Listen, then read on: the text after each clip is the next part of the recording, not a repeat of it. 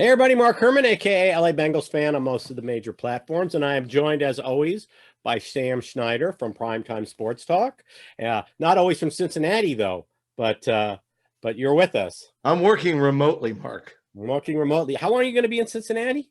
I actually, because of all the COVID stuff, it was a little, nerve-wracking to fly back for Thanksgiving. So I decided to stay all the way through Christmas. So I'll be here through December 30th. So pretty much until week 17. There you go. So we've got Sam on location in Cincinnati. That's right, The baby. remainder of the season. Hooday. There you go. Tell them where they can find all your stuff before we jump into this exciting game that we had to watch today. Yeah, you can find me on Twitter at Buy and Sell You. I write for Primetime Sports Talk. You can find us at Talk Primetime or primetimesportstalk.com. There you go. So you can tell I broke out the Price, the Billy Price first round bust jersey for today. It's the only other color rush I had, and it seemed fitting to break out this jersey in this circumstance. But because Price doesn't do well, and we don't do in color rush. We don't do well in color rush. But I hope everybody had a good Thanksgiving. There was no mystery when you watch this game that both of these teams have losing records. It's just kind of funny how one team's playing for a share of first place in their division. And I know we were numerically eliminated from the division a couple weeks ago. So, with an undefeated team. So it's if we were in the NFC East, we'd still be in it now. This would have been we would have traded for a quarterback or somebody to get it. Right. So, right. But, we've been making a run. We've been making a run. Well, and I tell you, we had to listen to Kevin Kluger and Chris Spielman today, which the Fox guys that have to cover AFC teams that they don't see all the time. We have Spiro and who's his sidekick, Albert. Okay, those guys cover the Bengals a lot because they're the bottom tier announcers and it's a CBS crew. But we get to the Fox ones, man, these guys made Jonathan Vilma. I miss Jonathan Vilma in 10 minutes into the game. I was like, where's Vilma? Hush your mouth. Hush your mouth. No, I'm telling you, these guys were bad. So Spielman is terrible. Oh, he's horrible. So many of the color guys are horrible. Oh no, what are you gonna do? Well, here's the bottom tier announcers from Fox. Covering a team they never see. So that was painful to listen to. We're going to put a little twist. We're doing the good and the bad still, but I've decided, and Jeff Foxworthy, I don't think we're big enough to where he's going to care, but we're going to do, you're in trouble when. So instead of the bad, so it'll fit in. Your bad will fit right in with that. But I have 5 things written, and I'm going to give them all to you. And they're all, so think of it as Jeff Foxworthy, you're a redneck when, okay, right. You're in trouble when your best hope is Brandon Allen. You're in trouble when Colt McCoy is better than anything we can roll out there. And he got no reps this week at all. You're in trouble when, I like this one, our longest run of the day was a fake punt. Okay, then you're in trouble. You're in trouble when, even when Colt McCoy's in the game and they're going to run on first down, they still gash you for 4 or 5 yards every single first down. And you're in trouble when, and I'm going to close it with a Zach quote from the presser. They asked, how did you feel about Brandon Allen's effort today? And this was his response. I was happy with what we got from Brandon Allen today. He played well enough for us to win today. That's your quote. So you're in trouble on all of those things. So I'll let you jump in. And if you need a reminder on any of them, let me know. I'll be happy to repeat any of them. Well, I'll go. I don't remember them, but I'll go backwards. The Brandon Allen quote is it's not good, but it's politically correct because he already said that Allen's going to start next week, and he's trying to give faith in his quarterback. I think we all agree, the season's a lost cause, and if anybody thinks that we're just going to go out and get another quarterback for no reason, I mean, they're mistaken. There's just no reason to, because as you like to say, at this point, it's not like we're deliberately tanking; we're just bad. Mm-hmm. So why jeopardize the pick by trying to go out and spend some money and bring somebody in? We're not going to do that. Frankly, I still thought Brandon Allen was better than Ryan Finley. Oh, he is, and that's the big mistake by our front office, Duke Tobin, whoever you want to blame. That's our big mistake, is having Finley as number 2. Brandon Allen should have been number 3. We should have had a viable number 2, which would have been somebody along the lines of a Colt McCoy or somebody. He still completed passes when they needed the first down. He was able to or get Josh McCown. Josh McCown would have been a good one. Absolutely. Yeah. He's been a great veteran teacher of backup of young quarterbacks. And he just got signed, I think, a couple of weeks ago. But I don't know if we would have lured him out of retirement, being that we're the Bengals, but still. It's we're gonna go forward. How about the one where our longest run was the fake punt today? Yeah, that's not a good, and it was like a 7-yard run. That was it. And Dave Lapham brought that up in the presser. He said today's the 7-yard run for the fake punt was the longest run today. And I thought, oh my gosh. Yeah. Well, and if you look up and down the line, we had, once again, you guys know I harp on this all the time. We had 15 total carries in the rushing game. 8 of them were Gio, 4 of them were Allen, and then 1 from Sean Williams, 1 from Travion, 1 from, I think, Samaje. That's not enough. No. It's not, especially in a close game. Look, I understand if you abandon the run when you're losing badly. But if you're in a 3-point game like we were back and forth all day today, I sat here on Thursday and said that the Giants' strength is stopping the run. And so I understand that our fear, of trying to attack that, but you can't abandon it. You got to keep them honest. And that's why, number one, the time of possession was 37 minutes for the Giants to, 24 for the Bengals. And it's also why in the second half, you saw several of those communicated passes over the middle by Allen into triple coverage, like one Bengal, 3 guys getting tipped up in the air every single time. But that's because they didn't need to stack the line. They knew we weren't going to run. Mm-hmm. They knew we wouldn't run. So they were like, drop everybody back. And now Boyd is taken out of the game. Higgins, until late, had been taken out of the game. AJ was never in the game because there's no time to throw the ball down the field to him. So, it's all, if you don't establish the run game, I know people think that's a dying art, but you have to establish it just to keep them honest, so that you can at least have a little play action or something. Well, that's the only time play action works. If there's no threat of the run, play action doesn't work. So it doesn't. Now I will say Gio was his first 3 carries. He was 3 carries for 3 yards to start the game. Right. Now he had only 8 carries total in the whole game. For 32. And I do remember him getting some 4 and 5 yard runs, but they were draw plays where we thought we were going to pass, and he just kind of smacked it into Gio's gut, and he athletically, snuck out 4 or 5 yards, and he got his average up there. But still, the 8 for 32 is not going to get it done. It's not the 4-yard average that's the problem. It's the only 8 carries that's the problem. So exactly, I agree with you. And once again, I'm not going to. Is that coaching? That's play calling, right? Gio doesn't call the plays. Gio doesn't decide how many times he touches the ball. So, yeah, I was going to slip that in there. All right. So what else do you have on the you're not feeling good about, or you're in trouble when, or however you want to dress up the bad, which is all I was doing. I was a little creativity to dress up the bad. I've got an up and down thing that I guess maybe I'll save for the good. That's kind of a good that turned into a bad.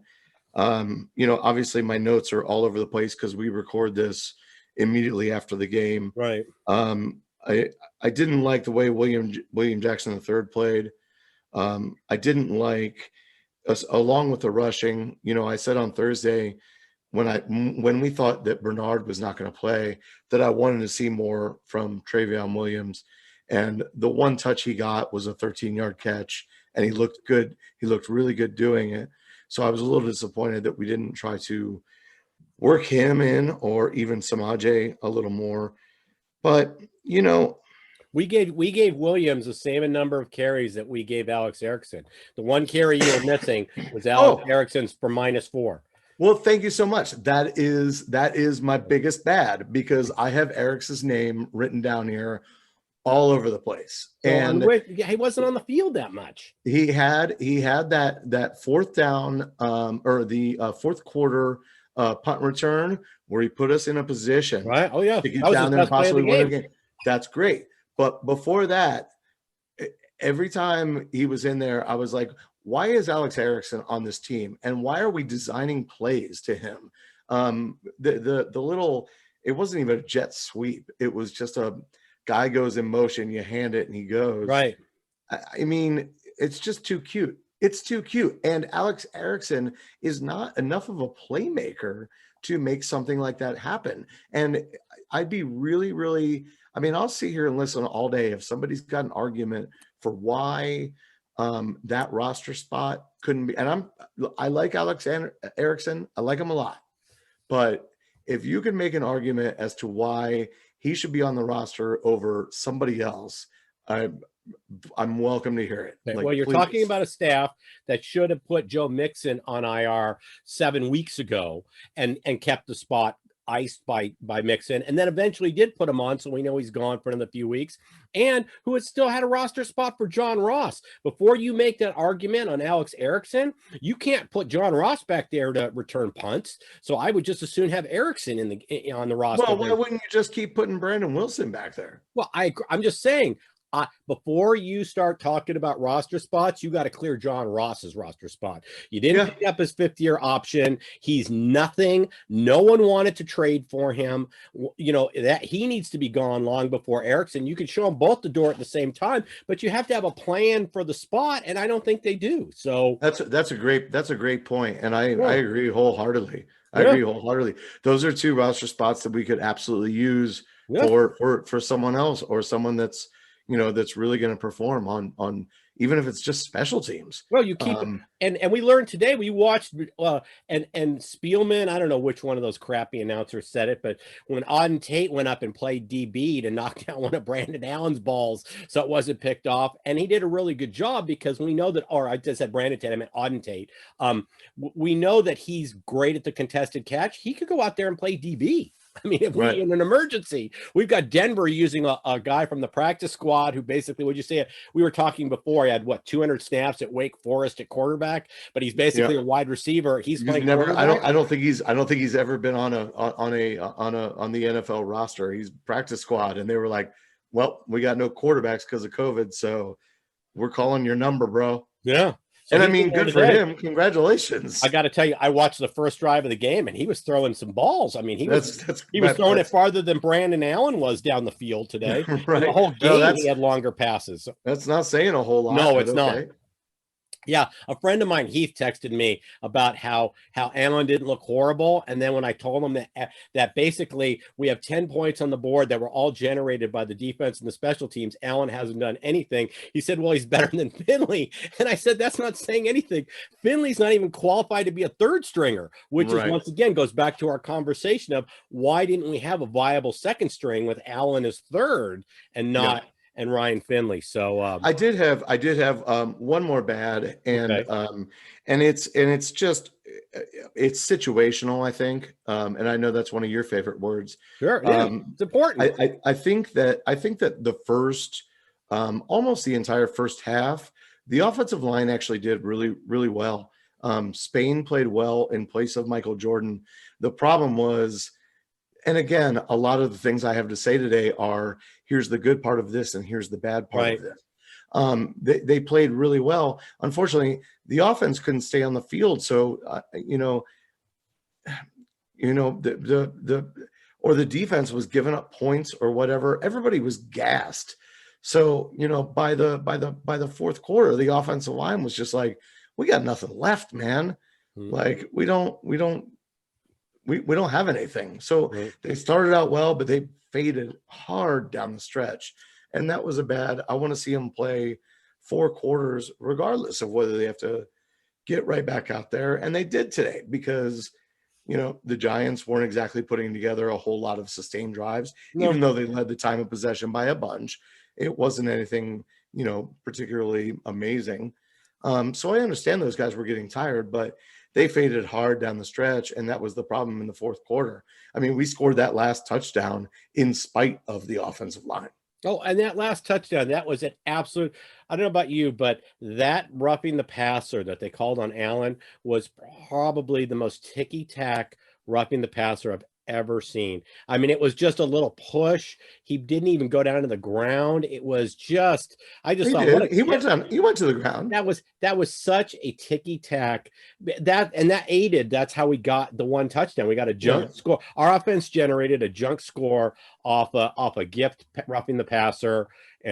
But you take away the special teams and and once again, I expected the defense, like the Von Bell fumble return. I expected one or two of those type of plays that would set up a field goal. I think we got maybe one first down after the fumble return, which got it into Fat Randy range. I think it was a 44, 48 yarder.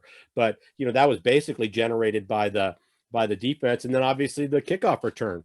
So I agree with most everything you said. I disagree on the penalty. He did go to the ground, and I think the reason the penalty was called was because the defender took a full step before he even put his hands on him. And that's the thing. If you can't pull up, if you take that full step and push the guy, I mean that's a penalty, and I think it should be. All right. Well, it's but still, get used to this. This is what I expect to see the rest of the season. I mean, we'll be in the game if we get the defensive effort that we got today. If we get that every week, we'll be in the game, but we're going to need a special teams touchdown, a defensive touchdown, defense setting up offense. This team is absolutely, with the play calling and the personnel we have, is absolutely incapable of grinding out games, keeping the ball, keeping our defense off the field. We're going to have our defense where we could be leading some games at half because of our defense and special teams. And then our defense is going to be gassed going into the fourth quarter to where we're going to give up the game. So I don't anticipate, like I said, I still stand by the fact I don't think we win another game looking at the schedule. I know you think we win Dallas. I don't think we win the Dallas game. I think Dalton comes in, feels right at home, has a chip on his shoulder. His team wants to win it for him, and they might have something to play for. Once again, the NFC East games, you could be playing a 4-win team, and they're playing for something. So yeah, I agree. Do you have any good? Do you have? I do have good. Have good. I've got two things. I talked about the good play of special teams today. Alex Erickson's punt return at the end, obviously the kickoff return that tied the game immediately. And I thought our defense played well, although they got gassed early because they literally were on the field for almost the entire first quarter. I mean, they gave up a long sustained drive on the first drive, and then we scored on the kickoff, so they were right back out on the field again. Even though we got the touchdown, it wasn't like they were on the field for a couple minutes. That was it. Yeah, I was still encouraged by them though, because they came out and the defense was pumped. I mean, they were excited, and they were playing really hard. Nobody was loafing around out there. Hi, Carlos. Yeah. So that encourages me. And we talk all day about coaches, and I roll my eyes at you when you talk about them. But I do think there's something to be said for between last year and this year on two really bad teams that it seems like the players still want to play, not just for pride, but like they're playing for something.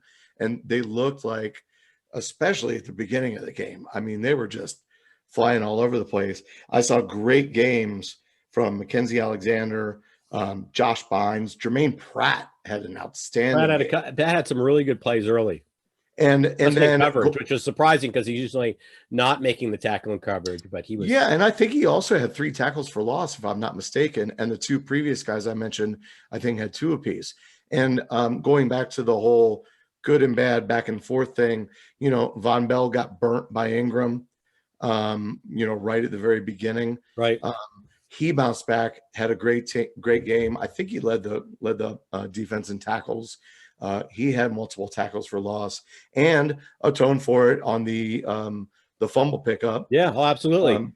Which was a big deal. But it was a lot of just a lot of back and forth, a lot of inconsistency. Like I mentioned William Jackson III earlier. He had a couple good games. And this actually goes back to what you were saying about who was the color guy today? The Detroit Spielman, guy. I think Spielman, yeah. yeah. When he was talking about how great William Jackson III has played this year, I was like, Well, see, you all you do is watch NFC. All right. you do is watch We NFC. know. You You can obviously tell. don't know William Jackson III. Right. When they make comments like that, as I was saying about getting, it's not just getting, when you get a bottom tier CBS crew, they probably have covered the 3 or 4 Bengal games throughout the year. Right. When you get a Right. bottom tier At best, and at if best. Fox crew, this may be the first time they've seen us. So Yeah. they'll go out, they'll be looking at last year's stats and comments from other people, and you just get guys that don't know the AFC and certainly don't know the bottom tier teams of the AFC. So yeah. yeah. So I mean, you know, Bell got burnt by Ingram, and Ingram's a great player. He got burnt, but he kind of atoned for it. Mackenzie Alexander got burnt by Ingram also on the other long play. Ingram ended with 6 for 131. Yeah. Well, those are typical tight end numbers against us. We can't. Yeah, but they weren't typical tight end plays. They were Right. they were long. They were deep shots. You know what I Right. mean? But Mackenzie Alexander is another one where he got burnt, but he also kind of atoned because he played a great game other than that one play. And I mean, you know, guys are going to have that one play. Nobody has every single play is perfect every game. Yeah. So I was really encouraged by the defense today. They really stood up. Not that the Giants are any sort of offensive juggernaut or anything. And of course, DJ left and McCoy came in, and you know, but even still, the two of them combined, they were 22 of 37. Right. That's not awesome. You know what I mean? No, but the giant scheme was to mitigate how many times they threw the ball, whether it was Jones or McCoy, and that game plan kind of worked. And McCoy we talk about situational football. McCoy made plays when he needed to. Yep. I mean, he ran for a first down. He hit a couple completions when he needed one, and he could have put the game away there. They had that one holding penalty at the end, but he did the rollout, hit the pass, got the what we thought put the game away, and then there was the holding penalty. So the Bengals got the ball back just in time for Brandon Allen to run one play and get stripped of the football and lose it. I mean, that was my biggest good was that I liked the intensity that the defense played with. They looked like they wanted to be out there. They looked like they wanted to play. They weren't screwing around. The only other big one, I guess, that I had was the special teams played great. Huber, our MVP, nearly averaged 50 yards a punt. Obviously, Brandon Wilson had the 103-yard. The game that the play that kept us in the game. It's the only reason it was close. Yeah. Although he also they put him in the secondary. Oh, and cornerback. I saw him get burned a few times, but oh my God, I can't remember where I don't know where I wrote. Oh, Ingram beats Brandon with 11:22 in the third. I think it was like a 30-yard pass. Yeah. And it was not even close. He was so out of position. All right. Well, there was that one play, and we dodged one where you would have really been able to bash Billy Jack because William Jackson was beat by like 2 steps, and the receiver didn't find the ball, didn't make the catch, and Jones aired it out. And I thought, oh yeah, and Jackson he wasn't even in the neighborhood. He wasn't even in the stadium. And the announcer said he had a half a step on Jackson, and I was like, that's a pretty big half step. That was like 3 yards. I mean, that's a 9 feet. That's a big step. But exactly. He had a step on William Jackson. I was like, sure, okay, if that's what you want to go with. So yeah, he had a step. Yeah, I had another good thing I had, but it's almost a bad also because it ties in with one of the things I said was we actually had Daniels and Atkins on the field together today. I saw that a couple times, but we were still getting gashed for 4 or 5 yards on first down when we knew they were going to run it. So it was good to see them out there, but they're not doing what we expected them. I know that it was supposed to be Reeder and one of them next to. So I realize that it's your 2 second guys, not your lead dog, but still we had both of them in, and we couldn't, knowing with Colt McCoy in the game, we couldn't stop that. They stayed out of the second and long throughout the day. Yeah. So, and you know, I mean, Gallman had, I think 23 carries for, I don't know, 81 yards or something like that, just under 4 yards a carry. And of course he got that touchdown when they went for it on fourth down, which, by the way, man, it's hard to be a Bengals fan because anybody that gets on 4th down, they're going to go for it. Oh yeah, why would It doesn't even mean in the red zone. It doesn't even matter. I have him 24 You're just for like, 94. here we go. But I have him 24 for 94. Yeah, go ahead. Yeah, they held Gallman under 100, but still you had the DJ design plays before he went out. They had a couple other ones for Damian Harris, maybe someone else. So yeah, they still got up to 100, 140, 150 yards total. Yeah, and it was 24 for 94 for Gallman, but okay. and that's a 3.9 average. We talked about Gio's 4 for 32 is a 4-yard average, but the difference is 8 carries versus 24 carries. Yeah, they didn't feed Gio the ball 20 times, and exactly. that's what we needed to do. And they, with especially with Allen, a quarterback, come up with some kind of tossing the ball out, some kind of misdirection, different formation, something to disguise it and still get Gio the ball. We never tried to do that. So, I felt like we tried it a couple times today and we got even in the out. passing game, Gio only had 2 catches. So that means that today Gio was in on 10 plays. 10 plays. Right. That's not going to he wasn't in on 10 plays. No, but I'm saying he had 8 carries and he had 2 pass receptions. They don't tell me the number of targets here. But, I agree with you, though. It was good. I mean, it was still good to have Daniels and Gino in there because it's been so up and down this season in the middle of the line. And maybe they didn't do a phenomenal job, but it's still better than, what we've been dealing with, which is who are we not going to have this week? Right. In the middle. And, no offense to Gino, obviously, his wife gave birth to a baby, he took the time off. That's totally cool. I get it. But it's like, it feels like every week there's some reason that we don't have one of the two since Reader went down. Right. So, all right. Well, that was it. My prediction was 27-13. The Giants, it was 19-17, but we got the special team score. Yeah, I had 30-17, so I gave the Giants more credit than I guess they were. Well, and you probably would have got the 30 if Jones had stayed in the game. Right. So, not got hurt. And give him credit. He came back, but he can't throw off the back leg. You could see him just floating it, and they said, one pass. He threw one pass and grabbed it again and was. That was it. No, you're done. So he'll do an MRI, but. So next week, like I said, Bengal fans get used to this. This is kind of what you're going to see. If we do steal one, it's going to be because special teams and defense set it up. This offense is not going to be capable. We're not going to have a scheme or a play calling that's going to generate offense. So it's going to come from somewhere else. We're either going to get helped. It's going to come from somewhere else, or like I said, I don't think we win another game. So we'll see. Well, and we got next week. Miami. It's interesting. Next week it's supposed to be Burrow versus Tua. Tua's got the thumb hurt, and Tua might be back, but what if it's Kyle Allen versus Ryan Fitzpatrick? That's not be on Ryan Fitzpatrick in a second. Not what any of us were expecting. No, but if Fitzpatrick starts next week, they're gonna, if they have Tua in the game, they're gonna manage the game more, and it will be a closer, different kind of game plan. If Ryan Fitzpatrick is in the game, Ryan's going to come out slinging it. We are going to be in trouble. He's a savvy veteran. He's been around a long time. He's been a member of our team. He's the guy who spelled Carson Palmer when he was hurt. So, of course, it's going to be. It's. I mean, obviously, we're going to talk more about this in the preview on Thursday. Yeah. So for anybody that's watching, make sure you subscribe so you get our previews on Thursday. Yes, please subscribe. It's all we ask for. So, but I think regardless of whichever quarterback is in there for Miami, they're going to try to go over the middle and expose our linebackers as much as they can. So I'm like, guys, get on your game. And they're going to come at them. They have a good defense. So Brian Flores is not going to, he'll know what to do. So they do. Well, with that, I hope everybody had a safe and happy holiday Thanksgiving, and we will be back with our preview on Thursday of the Miami game coming up. And any other final closing thoughts?